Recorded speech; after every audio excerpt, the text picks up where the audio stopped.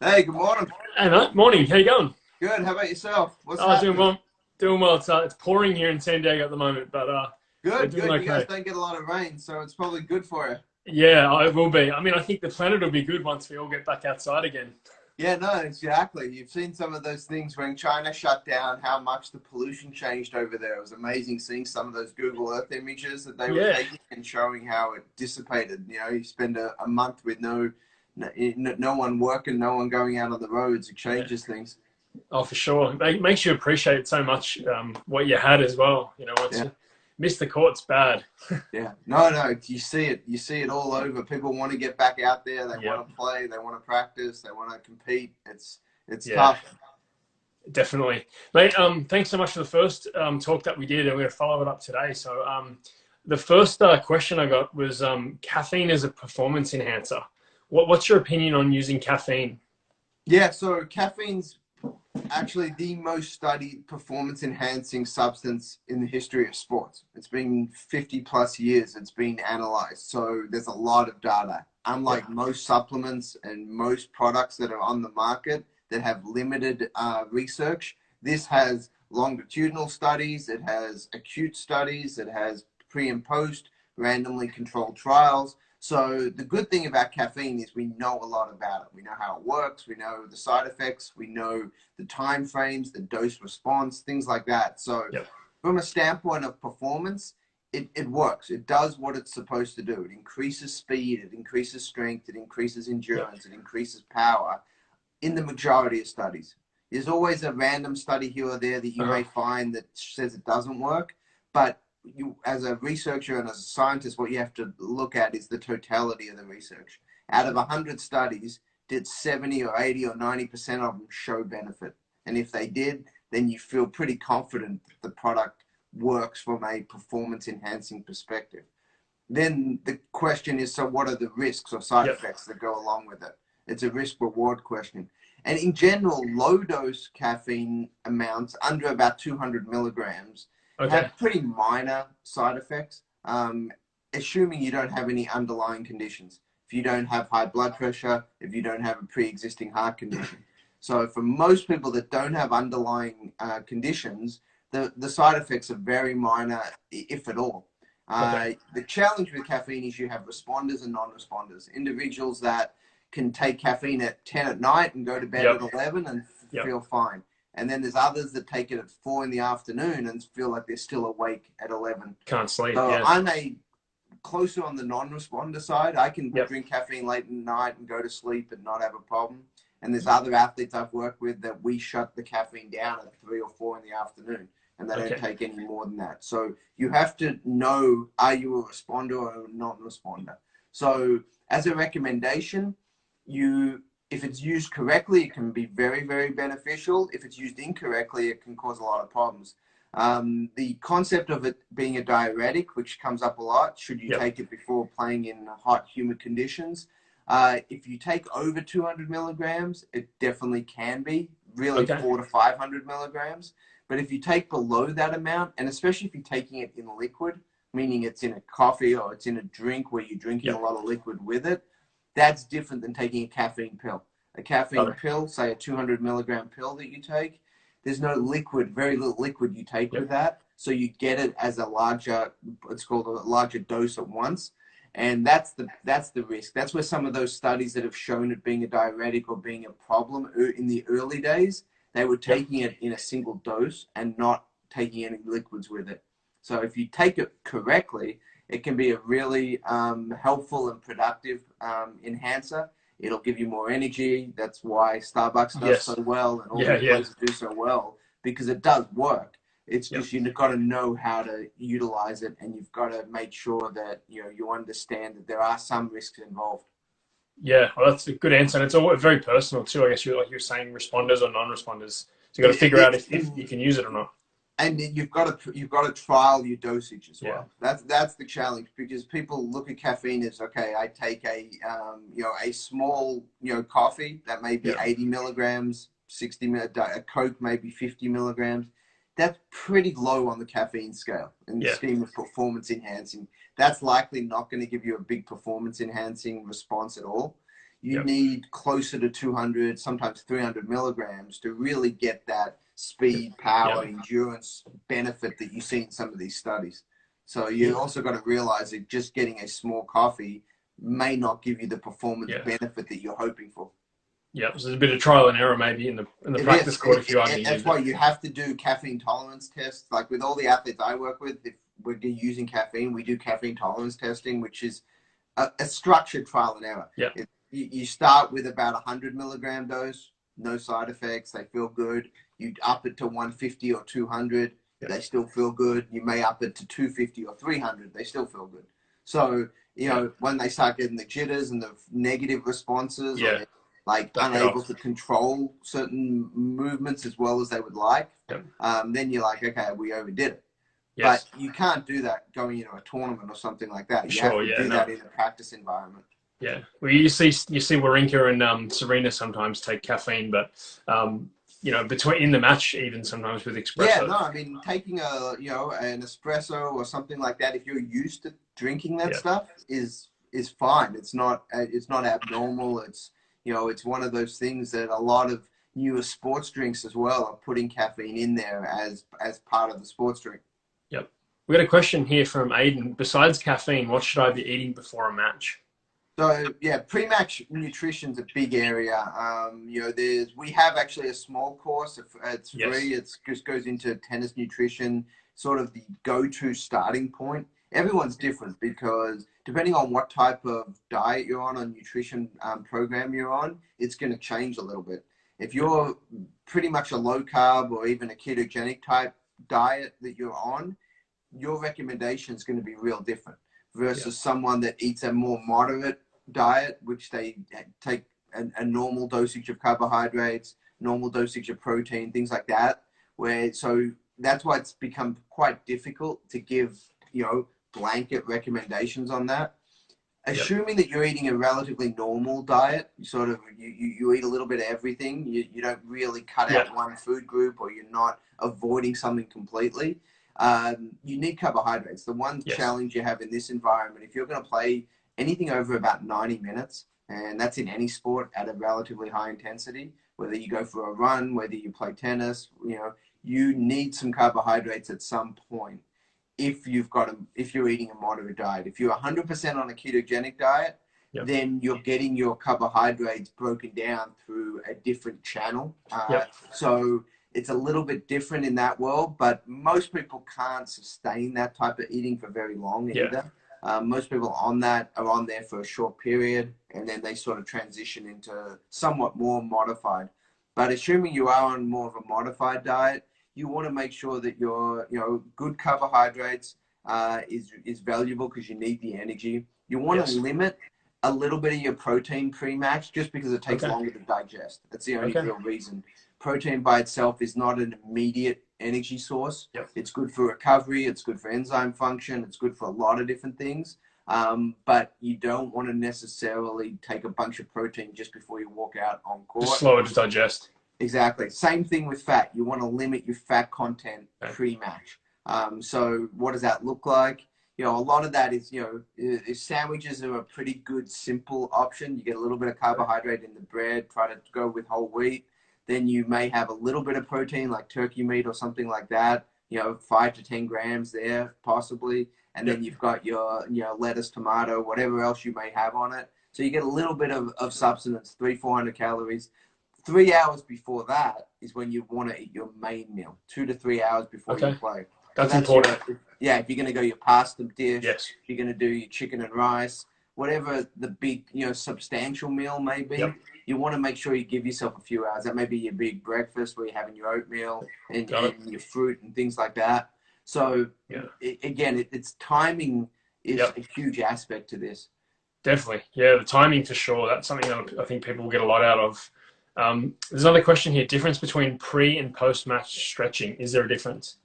Yeah, big difference. So the big difference is, what are you stretching for? So before you go out onto a match or a training session, you've got a couple of reasons you stretch. You stretch to warm the body up, which is a big aspect. You're getting blood flow to the area and raising your temperature, muscle temperature. That's the main purpose of pre-max stretching. You're not necessarily trying to get yourself a lot better. You're just trying to make sure everything's ready to go. You're warm. You're able to perform the tennis activities you're looking for. That's why dynamic stretching is so valuable at that time. You're moving, you're active, you're going through full ranges of motion with some force being produced at the same time. So that's the type of stretching you usually want to do before you play. Post-activity stretching has a different purpose. The purpose then is to try to bring your body back somewhat close to your normal level, because playing tennis, you actually stiffen up over time. So what you're trying to do is lengthen everything again. And you can still do dynamic activities and dynamic stretches after, but this is a time where you may lean more to more static type stretches, where you're, touch your toes and hold for 30 seconds or a minute, those type stretches. That's the right time or the better time to do that, because you're trying to get your body back to a normal zone before you jump in the car, before you take your shower, before you sort of finish your session. So it's really important to know, just like nutrition, timing of the activity is sometimes more important than what you're actually doing. So you've got to know when and how to implement it. That's same for stretching too. Yeah, that's really good. My next question was, what exactly is a muscle knot? Great question. And how do they occur? Yeah, so muscle knots really are the muscle itself. It's called a myofascial trigger point is another term for it. And it's pretty much things tighten up and get restricted. And the question is, how do they happen? Now, a lot of the time, your body is adjusting to a movement or an activity or a position, and your body's, uncomfortable in that position a little bit, so it catches itself. It's a preventative measure many times to stop something worse happening. So it's the way that your body says, hey, we don't like the position you're putting us in. We're going to sort of put a break in place to stop you going any further. And that's where you get that little feel of like, oh, it sort of caught a little bit, or I got a little knot there that stopped me getting my full range of motion or something like that. So the normal treatment for that is sort of myofascial release techniques, which is things like foam rolling, using a massage stick, using your knuckle or your thumb, trigger point, stuff like that. Actually, I got something here that's related. There's things like this. Like, I'm not sure if you guys can see it. There's little tools here. So the instrument-assisted myofascial release tools, there's a bunch of different ones that we use. And just say, hey, say you've got a little knot in here, tennis elbow area, and you just go there and you just literally scrape it out for about 30 seconds. And then you can kind of dig in. You got a little point there. You can find the spot, hold it, actively release it. If you don't have something like that, you can use a fork or a spoon, the back end of it, and find the location. And you just really, what you're trying to do is get that spot to realize, okay, there's pressure on it. It's called acupressure. You hear about acupuncture. So acupressure is when you don't break the skin.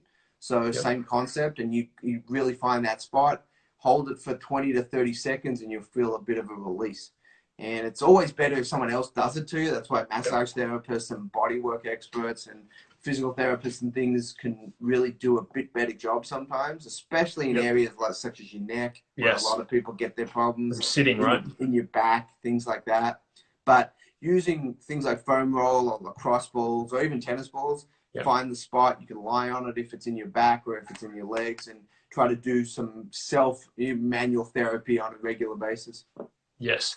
Good question here. What about plantar fasciitis? Yeah, so plantar fasciitis is very common for all movement activities, really, because it's at the bottom of your feet, and really there's a sheet there, the plantar fascia, and that can get tight, really, and it has a lot to do with pressure differences. So there's a lot of different ways you can deal with that. There's a couple of videos I may put up after for folks that basically gives 5 fixes for plantar fasciitis, simple things that you can do. Easiest is get a golf ball or a tennis ball and roll your foot on it like that.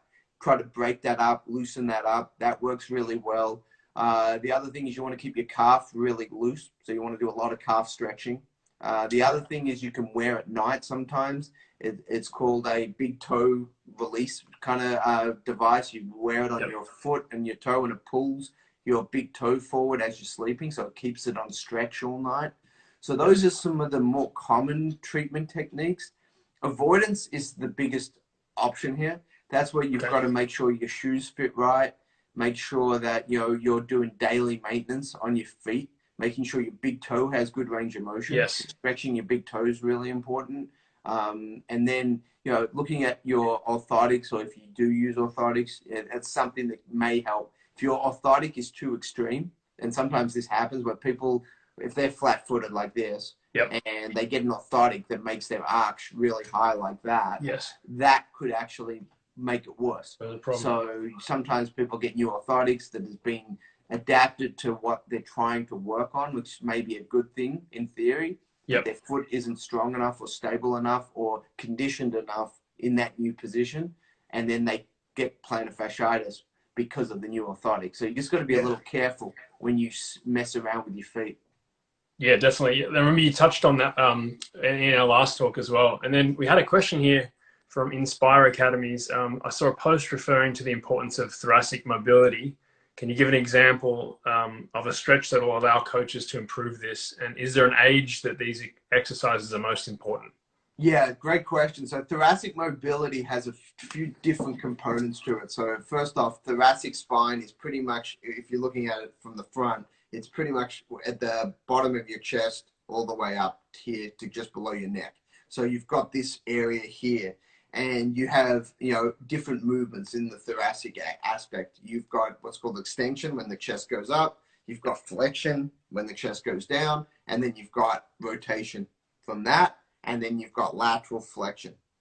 So you really have a lot of movement. Yeah, a lot of movement. Do there. So you really want to address all of them.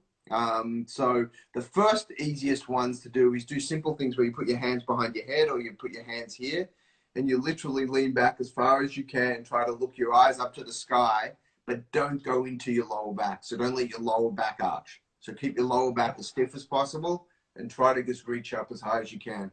On the ground, cat camels, or cat cows, as some people call them. Those exercises are really good to work through there. You're just literally going into flexion and extension. Using a foam roll, lay it sideways and roll back and forward on it, and just slowly increase that range. Those are three really good things that could be done every day. And then lateral flexion for tennis especially is really important. So you put your hands here and you just drop down and work through there, and then you also do rotations. So all those, if you do that on a regular basis, within a couple of weeks, you'll see your mobility improve tremendously. Yeah, that was huge last time. That was the question I asked last time, was what are one of the commonalities? And you said in all great servers, they have excellent thoracic mobility. For sure. So those stretches are huge. I didn't know that. People for sure need to sort of work on that. Yeah, because a lot of the time you think about shoulder, which it is a huge part of it, but the thoracic mobility allows the shoulder to get in the positions that we see. It's not just external rotation of the shoulder, it's actually how much thoracic extension they have. Yeah, that was excellent. What are the things that can help flat-footed tennis players is a question. So the question is, what's the problem with flat feet? First off, why is it an issue? And a lot of it just has to do with where you're putting your pressure. So if you're flat feet, you're putting a lot of your pressure inside. So you're getting a lot of that aspect. If you've got a higher arch, your pressure goes more evenly distributed throughout the foot sometimes. So that's one of the reasons. You've got to understand that don't automatically change your flat feet if there's no reason to change it. You've adapted for, especially if you're older. If you're older, your body's adapted to your gait. You've got a natural biomechanical pattern that you've used for 20, 30, 40, 50 years. So you start changing stuff there, you actually could do more harm than good. So just be careful about making an adjustment if there's no reason to make an adjustment. So that's the first question you've got to ask yourself is, you see that a lot. Natural movement patterns develop over decades. And if you make an adjustment to a pattern, you better have a really good reason why. So that's the first thing. The second big one is you've got to make sure your feet function well if you do have naturally flat feet, meaning that you can do foot exercises like this. We call it like foot yoga, where you can do various movements where you bring your feet in, you can turn your toes up, you can turn each toe, lift each toe separately, which is hard to do. Most people can't do it. The goal isn't to be able to do it, it's to mentally try to do it, because you're trying to get those small muscles of your feet to activate, and that's really hard to do. Then you want to pick up things like tissues and napkins with your toes. You want to write the alphabet with your feet. All these type of things are just foot exercises that allow you to have better control. So having flat feet by itself isn't necessarily that bad. It's just if your feet don't function well and you've got flat feet, that's a big problem. How many do you think like injuries or imbalances in the human body can be fixed with exercises? Most of them. There's three aspects to this. There's the imbalance or weakness or physical limitation, which is a huge factor. There's poor technique of whatever you're doing. You may have great muscle activity, fully balanced, strong, stable, no imbalances. If your tennis technique sucks, you're going to get injured. The third is volume. So you may have great body, great technique, but if you play 12 hours a day, it doesn't matter how good everything else is, you're going to break down. Fatigue's going to get you at some point, and things are going to break.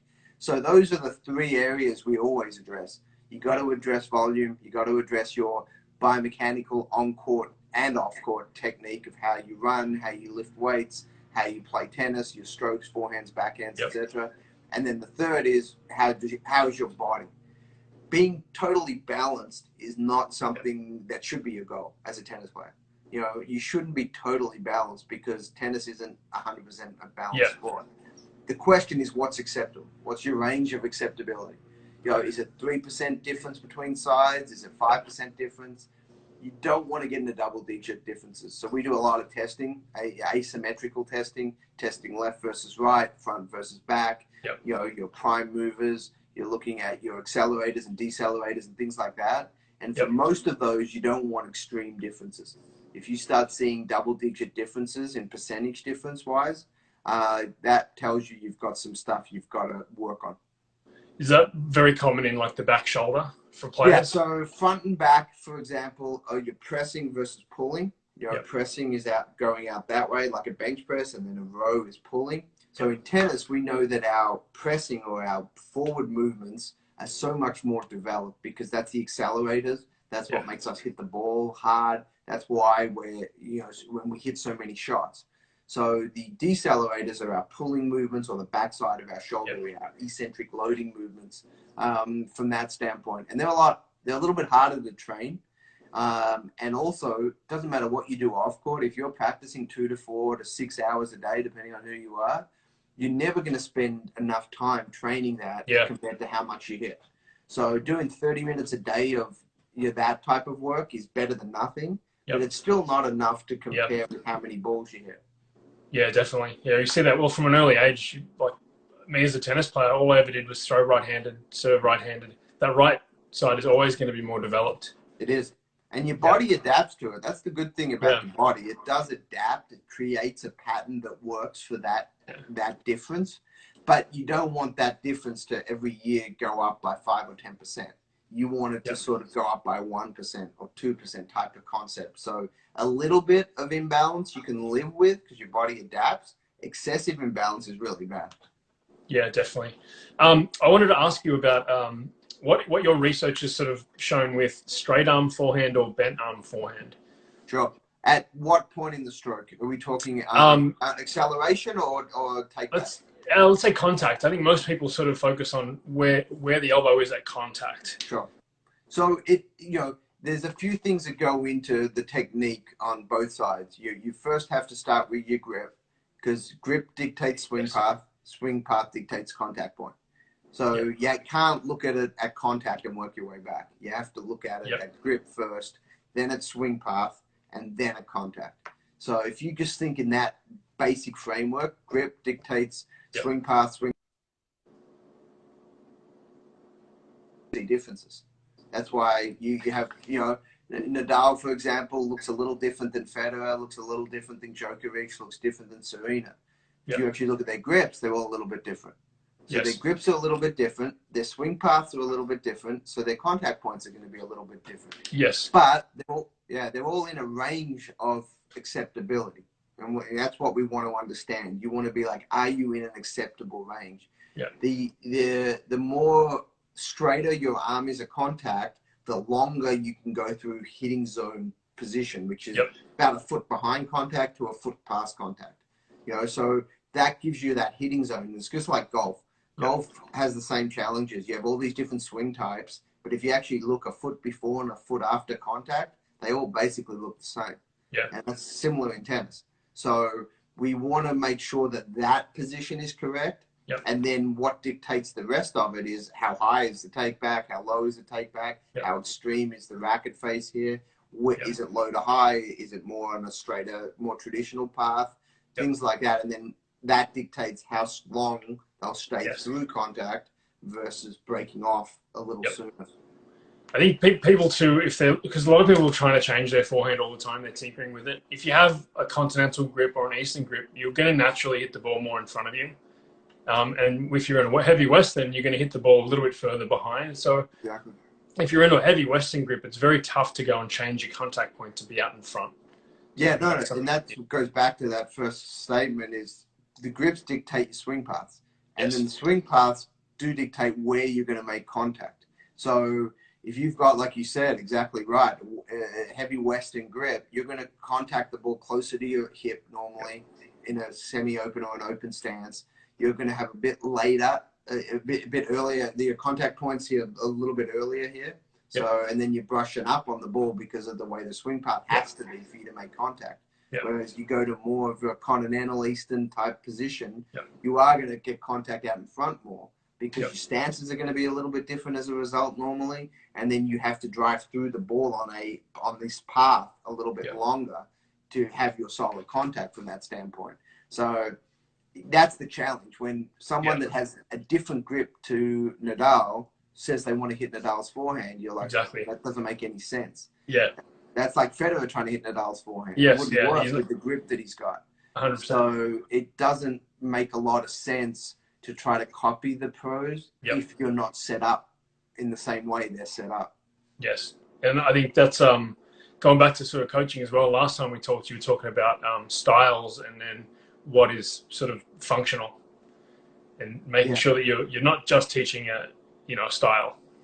Yeah, no, and that's the biggest challenge for everyone. Everyone, their eyes go to what they like visually. It's like art. You're looking at something and you're like, I like that painting, but I don't like that painting. Coaches have the same opinions. I like that style, but I don't like that style. You've got to ask yourself why. Are you just enamored by the look of it, or are you actually looking at the function and the fundamentals of what is going on? Because all fundamentals, even say Jack Sock, for example, most people use Jack as an example of a non-traditional forehand. How is he able to do what he's able to do? He's got extreme grip comparatively. He's got a unique take back from a standpoint of his elbows very tight in here, but it has to be because of the grip he uses. And then his racket speed and where he comes through is very extreme. But he has enough racket speed that he can do that. And if you actually watch his contact just before, just after, it's a bit of a shorter hitting zone than most, but his racket speed's so fast that he gets through it quick enough. And that's why he has his RPMs are off the charts. The spin rate that he generates is higher than Nadal's most of the time. But again, he's got an extreme range of motion that he can get into that most people can't. So if you're going to teach a 12-year-old to hit like that, you better make sure that 12-year-old has the physical capabilities that Jack has. Otherwise, bad stuff's going to happen there. Yeah, it's very tough. I was gonna ask you next about the psoas and its relation to sort of being tight in the hips and how you can sort of help to loosen that up. Sure. So the psoas is one of two major muscles in your hip flexors. So you have your iliacus and you have your psoas. That's on the front of the leg. It's sort of just above your quads, and it's sort of where your hip bone is. So that's where the position of it is. And most people sort of know the area. You call it hip flexors normally. So it's the psoas is the big one that a lot of people are focused on. It's how do you release that? How do you keep that flexible? The challenge for tennis players is, what does every coach tell a tennis player? Get low, get in your ready position. You know, what does that do? That shortens. If I stand up here, I don't know if you can see, but that position there, that actually shortens your hip flexors. And that makes your psoas tighten up over and over and over every day.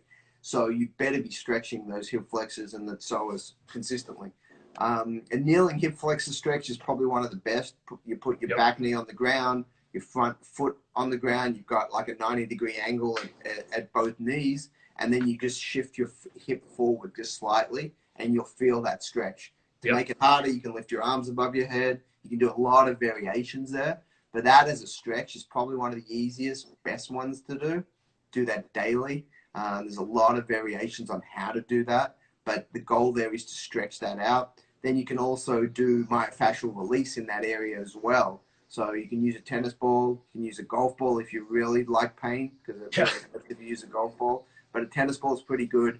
You just get on there, roll through the tight spot and try to loosen that up. Foam roll throughout the front of the leg as well. So hip flexor all the way down to your quad. Oh, that's really good. I think it's a big neglected part, the hips in tennis. I was going to ask you about sleep and its help in performance. Yeah, so sleep's, I think everyone knows the benefits of sleep. I mean, everyone talks about sleep nonstop of how valuable it is, and it is. Most people don't get enough hours, most normal people.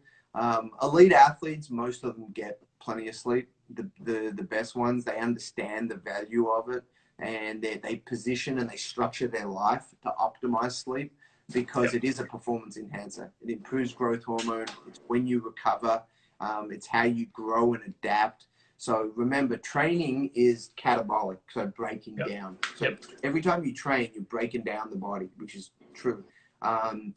Your sleep and your recovery time is when you're trying to get into an anabolic state where you're growing. So the more you can sleep, the more you're going to grow and adapt and get better. So that's really, really important. In the business world, for example, the best individuals usually don't sleep that much. If you look at the majority of high-powered CEOs that do phenomenally well, most of them will tell you, I don't need much sleep. They're 4 hours to 5 to 6 hour a night people at most. And that's how they're built for that world that they're exceptional in. But for athletes, there isn't really an athlete that functions and performs well off 4 to 6 hours of sleep in their world, because it's different. It's what they're trying to do. So normally, and the studies all show this, if you increase from 6 hours to 8 hours of sleep, you actually make less errors. Your performance improves. This study's been done in college athletes and some pro athletes, not always in tennis, in other sports as well. But generally, cognitive function improves. Like free throw percentage in basketball has improved as a result of greater sleep. So you want to at least get your 8 hours if you're any type of athlete. And like many people see, some of the pros get 10 or 12 even. They really try to push it. And they'll try to usually take a nap. Yes, that was what I was going to bring up next. Exactly. So napping is really, really valuable for a number of reasons. And we use a lot of different nap protocols where we'll actually do it before practice. Let's say if they practice twice, morning practice and an afternoon practice, you've got 3 or 4 hours in the middle of the day to kill after you eat. You know, usually you'll do a naps protocol. The problem with napping is if you wake up at the wrong time in a nap, you feel like crap. Everyone's done that. Or you take a nap, you wake up about an hour and 20 minutes in and you just feel groggy and lethargic and you feel like rubbish for the next few hours. So you've got to avoid that. And the way you avoid that is you take shorter naps. So 45 minutes or so is kind of the nap protocol that we like to recommend. You set an alarm, an hour max, because it'll give you about 10, 15 minutes to fall asleep. And then you usually are in a better state in that environment. And then we also use some caffeine protocols with that as well, especially during heavy training blocks when we know the athletes need to put in 2 heavy sessions a day. And the second session, we got to make sure they're really at their peak as much as they can to get the most out of it. So for a pro tennis player, for example, they play 3 weeks on, they may take 2 weeks off, and then they go play 3 more tournaments. That 2-week block, usually they need 2 or 3 days on the front end to recover. They're resting. And then you get about maybe 7 to 10 good days of practice. And then they're sort of starting to taper again going into the next tournament. So you got 7 to 10 days to bust it. And the first couple of days you got to ramp up. So you can't do heavy tour days after 3 days of rest. So you really only get 5 to 7 days then of heavy work. So every one of those days, you need to optimize your second or third sessions in the day. And that's where some of these protocols really come invaluable. Yeah, that was going to be my next question along with this is you're basically looking at any aspect where you can improve your player's performance. So we've talked about caffeine and sleep. What are some other things that you play around with or you test with your athletes? Yeah, so a lot is the recovery time, not the sleep by itself, but like what do you do when you're resting, watching? You may be scouting matches, you may be just, taking it easy, things like that. So blood flow is one of the biggest. Increasing blood flow throughout the day, multiple hours a day is a huge benefit. And the research is more and more valuable every day. And it makes a lot of sense because from a basic physiological perspective, if you're sitting on a couch watching a movie or scouting matches for a couple of hours, your blood's basically stopped moving.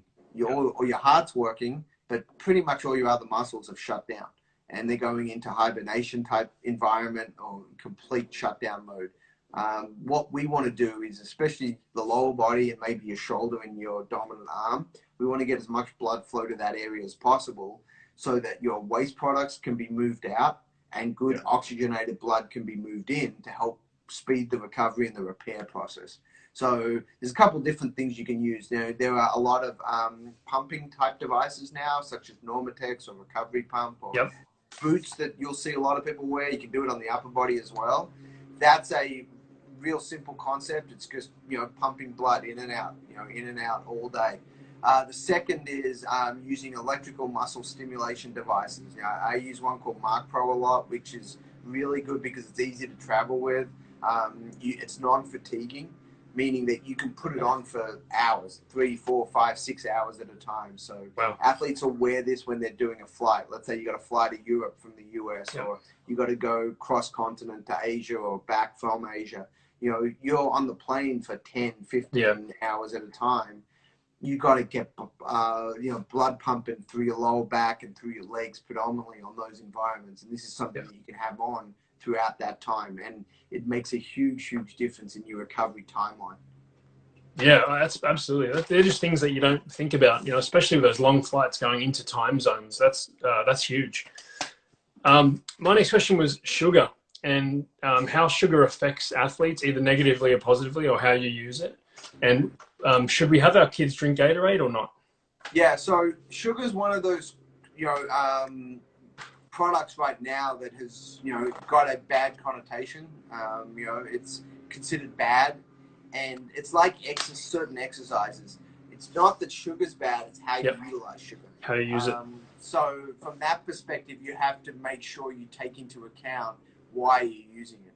And there's a lot of different types of sugar, but honestly, most sugars get broken down in the body somewhat similar. There's a slight different timeline from fructose to glucose, to the different varieties. So there is a little bit of difference, but in general, most sugars provide a similar benefit. Their timeline just may be a little bit different.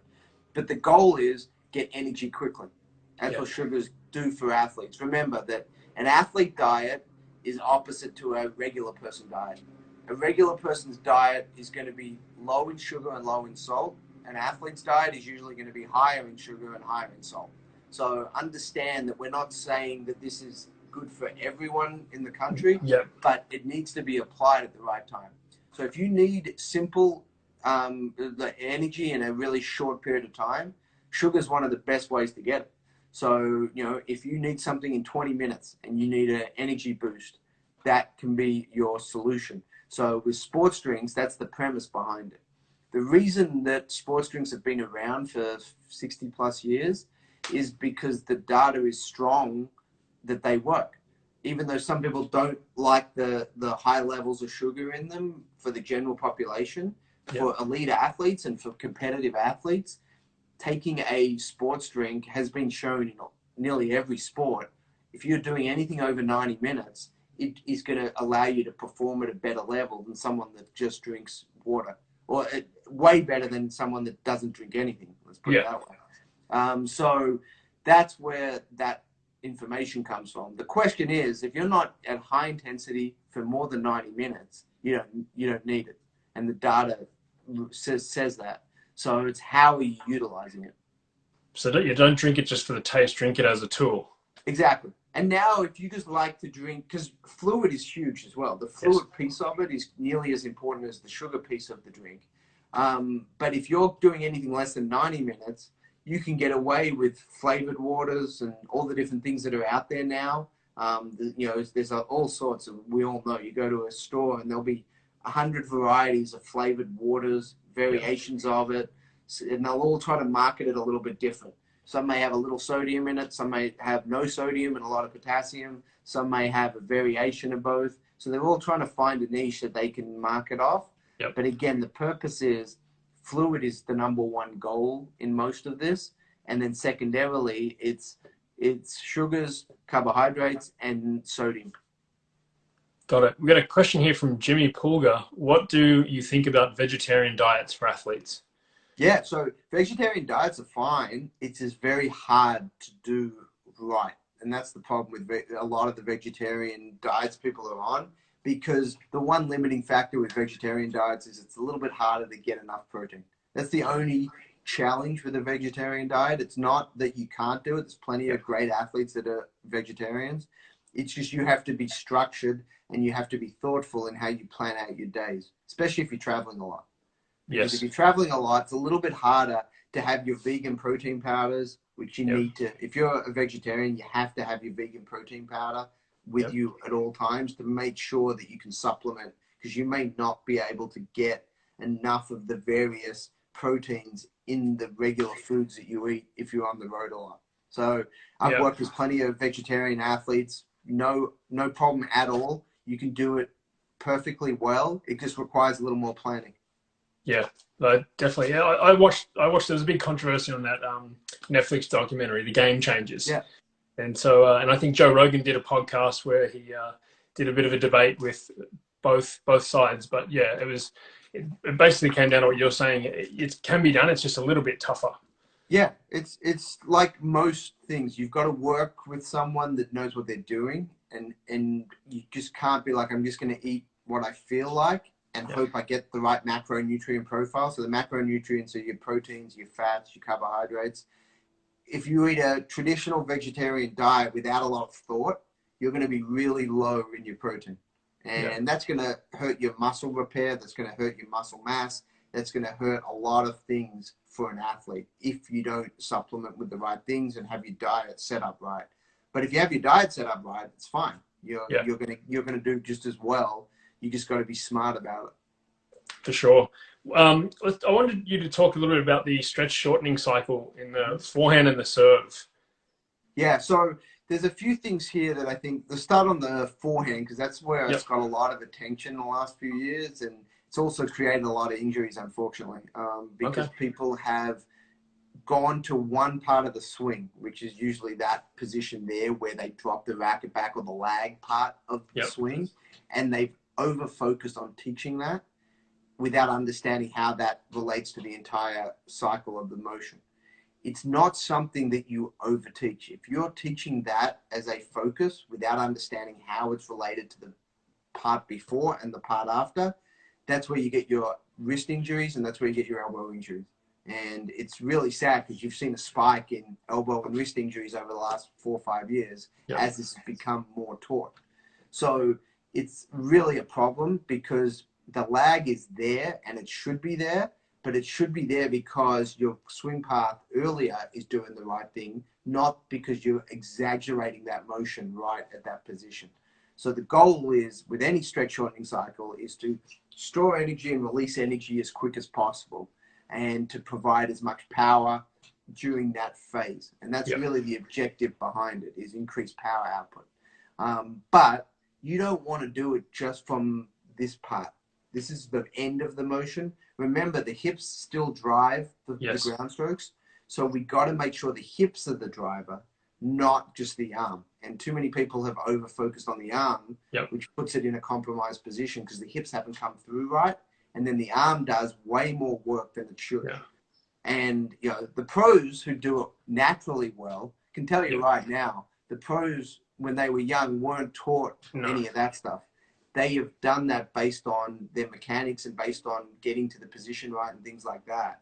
So you have to be really careful. And it's probably one of the biggest increased injury risk issues out there right now. So thanks for bringing up that question. Yeah. It's so hard. I mean, it's just so hard to force that. I can't imagine, it wasn't something I was ever taught, and I just can't imagine ever trying to physically force the lag. Like you were saying last time when we were talking, it's a result. It is. And also you've got to understand, can your athlete actually physically get into that position? Yes. Because a lot of tennis players, their arm, let's say if you look at my arm, that's straight. A lot of tennis players on their dominant arm, that's as far as they could straighten because they've got this restriction there. So if your arm doesn't even get back there, how are you going to get that? And then if your wrist, let's say your wrist is here, if that's kind of natural, or as far as I can go, let's say, but some players can only get to there, and you're trying to tell them, get back, get back, get back. You see why you get wrist injuries and you get all the problems around that, because you're trying to get them in a position that maybe Nadal can get to, but your player physically is restricted in those positions, and you're forcing them into somewhere where naturally they can't go. Yeah, you got to figure out their limitations, right? Exactly, and it's a big challenge. I mean, from a serve standpoint, it's a little bit different. I don't think people are over focusing on that area because it's sort of right in the middle, and you can't really break that part of it out. It's really the cocking stage is what we're talking about. You know, so that's a really tough position to break out of the motion, because people realize you got to get down in that position to get that, and then it's from that supinated position into the pronated position. So we're coming out from there. And the better you can get down there, the lower you can get, the more range you can get, the better that stretch shortening cycle is going to be. That's good. Good answer. There's two questions here. The first one is, well, let's go with this one. Does Mark believe there's an ATP forehand or a WTA forehand? No, I really don't like those terms. I've worked with many females that can hit a forehand on this side of the body, and I've worked with many guys that break the plane. So it shouldn't be a gender-specific thing. We understand that there's maybe more on a certain, tour that hits the forehand a certain way, but I just think it's a really bad terminology, because if you find anyone that can do it the other way, then you're basically saying that you found examples that don't do it that way. So I don't like the terminology. I get the concept. You're talking about keeping your racket side, your dominant hand on that side of your body versus breaking the plane. But Naomi Osaka, Sloane Stephens, Madison Keys, all multimillionaires, all top 5 in the world at some point. They've all break the plane on most forehands. So why is that bad? That's the question you got to ask yourself. If you can make millions of dollars playing the sport, is that wrong, or is that a style factor that you're looking at? Because if they get to the position of that hitting zone we're talking about and do it well, doesn't matter. So that's the style versus fundamental question that people have to sort of discuss, is be careful about over teaching style versus focusing on the fundamentals. I definitely suggest to players that I see that have trouble with deep balls, or they're late on a lot of shots, to minimize their take back, to keep the racket on the hitting side, just to improve the contact. But I think that goes to what you're talking about. If you can make that contact, it's fine. Yeah, no, 100%. Listen, if people are sucking at their forehand, change it. If they hit it pretty well with the style that they have, then just work on their fundamentals within the style that they have. So, yeah, you're 100% right. The bigger the backswing, the harder it is to catch up to it. So there's no doubt about it. But the bigger the backswing, many times, the more spin you can get sometimes, and the more pace you can sometimes get. So there is a bit of a trade-off with some of that. So you have to, not everyone can hit their forehand like Federer. I mean, people look at that and say, that's what I want everyone to hit their forehand like. I'm like, great. If you can teach that to everyone and they can all do that naturally and that feels perfect, go with it. But I would take that. but exactly. But even on the men's tour, you see all the different varieties of forehands that are out there, size of backswing, things like that. Yes. The big question is, can they catch up with it, and is it natural for them? But your hitting zone still has to be correct. So take that out of it and just say, take your style glasses off and put your fundamentals glasses on and say, do they still have good fundamentals, even though they've got a big take back? But in general, I would agree with most people that they say they want to keep the racket on this hitting side. It's easier. There's less things that can go wrong. It's better if you're teaching a beginner, for example. Yes. Yep. So it's a good discussion. I just think you got to frame it the right way. Yeah, it's very personal though, I guess. Best exercise to prevent Achilles rupture? Ooh, that's a tough one because Achilles ruptures for random reasons sometimes. And it's typically in older athletes. Normally you don't see Achilles ruptures in tennis in professional players. You usually see them in recreational adults, 40, 50, 60-year-old people. So you've got to understand that the tendon actually wears down over time and it's not as strong. So there's tendon protocols that are used that can help strengthen it. A lot of that is isometric work, meaning that you step on your toes, kind of like a calf raise, and hold the top of that for 20 seconds.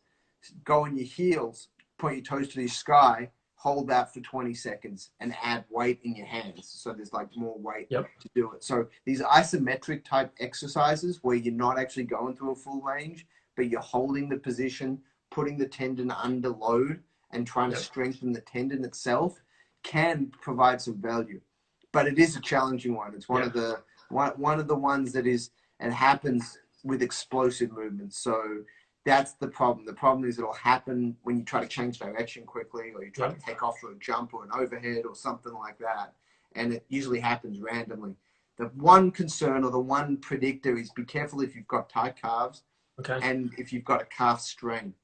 Be careful, especially if you're older, coming back from a calf strain too early. Give yourself an extra few weeks. Even if you feel good, don't start playing tennis immediately. Make sure you've got it strong again. You can do explosive type movements. You can jump, you can land, you can change direction before you get back out on the court.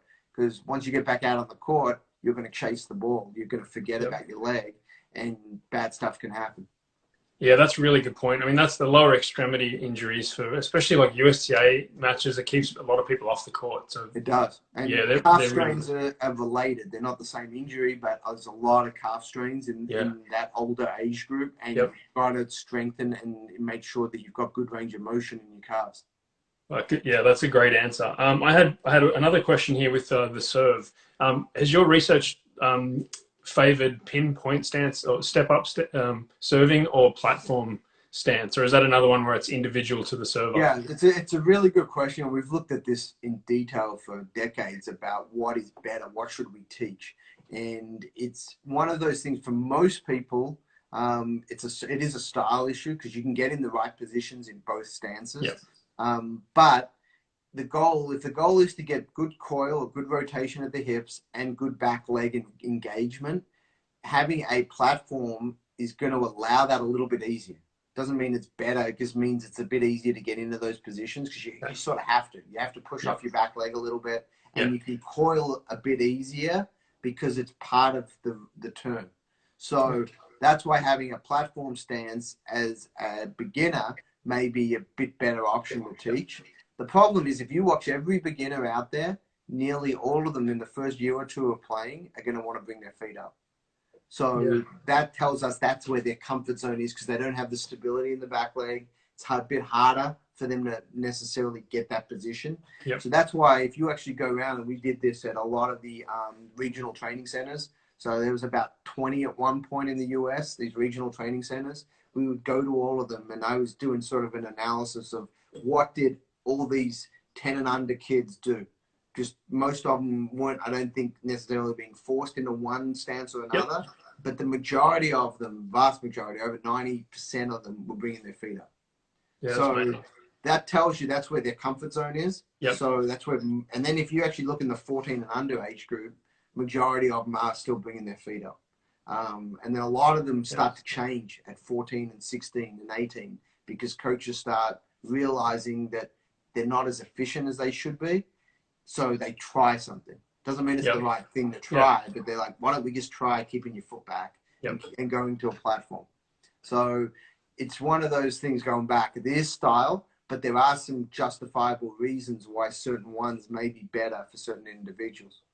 Yeah, it's interesting. It's always interested me. I've went back and forth between both, and I'm tall. I'm 6'6", so I'm pretty tall. And when I ended up just serving and volleying a little bit more, so for me, I felt like I got a little bit more push up into the court with the pinpoint, with the step up. And you know, one study we did, we evaluated all the pros for the last 20 years and tried to break down by height what stance they did, because that was at the time I was working with the USDA, and the goal was, what should we be teaching 12 and 14-year-olds to serve like, and was there a better option at that age?